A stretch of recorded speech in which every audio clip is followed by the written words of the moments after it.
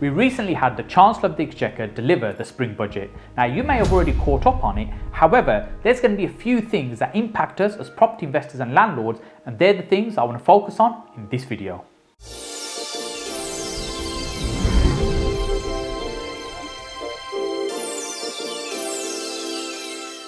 Hey, if you're watching my videos for the first time, my name is Saj Hussain, and on this channel I share with you my 15 years plus experience of property investing, so ultimately it helps you get further faster in your own property investing journey. The Chancellor has just recently delivered his budget and we've all been waiting and anticipating how it's going to impact us as property investors and landlords. But here's the thing, there's not a lot that he's put in there that's actually going to impact us directly. There's a few things indirectly, so let's jump straight into how it's going to make a difference for us. One of the first things that we'll notice is the reduction on VAT on energy efficient materials. So if you're looking to improve your property and make it more energy efficient, for example fitting solar panels, heat pumps, insulation, anything of that nature, the VAT has been reduced down to zero. So for example 20% saving is essentially what you'll be making. However, the thing to be mindful of, although there's this drive towards energy efficiency, we still haven't really had the detail, and the Chancellor actually said this was for homeowners, so we need to clarify whether it's also going to be applicable to us as landlords and property investors as well.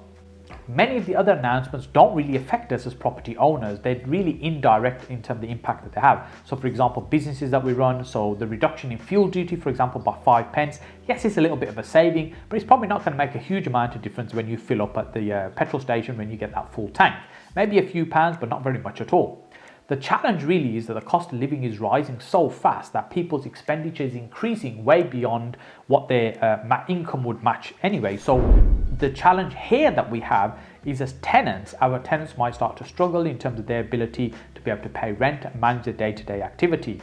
Now we really did expect the Chancellor to be doing more in terms of being able to help some of these people, but there wasn't really any other announcements there. The thing that he did announce that will probably impact and help those on lower incomes is the household support fund being increased to £1 billion. This is a fund from national government going down to local authorities in order to help those individuals in most need. Targeted support is what they call it. Hopefully this money will trickle down and for those that need it the most, but we're yet still to see the details around how this is going to work. If you're operating service accommodation businesses, then there may be something you could benefit from, and that's a temporary reduction in business rates by 50%. So quite a significant amount of money that they've allocated to help people in the hospitality sector. So this is something you may be able to tap into that will help reduce some of your costs, but this is going to be only the case if you're paying business rates as opposed to council tax.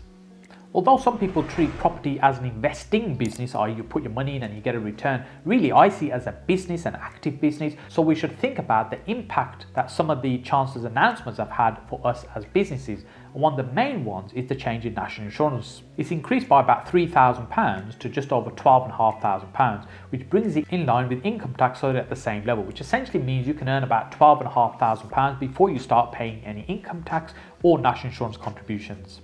This change will take effect in July. However, what the Chancellor didn't remind us is that they're going to increase the rates by 1.5% anyway, so we're still going to end up paying more national insurance overall. Hey look, here's the thing. I believe the biggest challenge that we're all facing right now is the massive increase in the cost of living. In fact, the Bank of England think that inflation is going to be probably running about 8.5% before the end of the year. Now we have to go back quite a long way in time. Hello? Yeah. No, I'm in France! Before we can remember the last time inflation rates were running at that sort of level.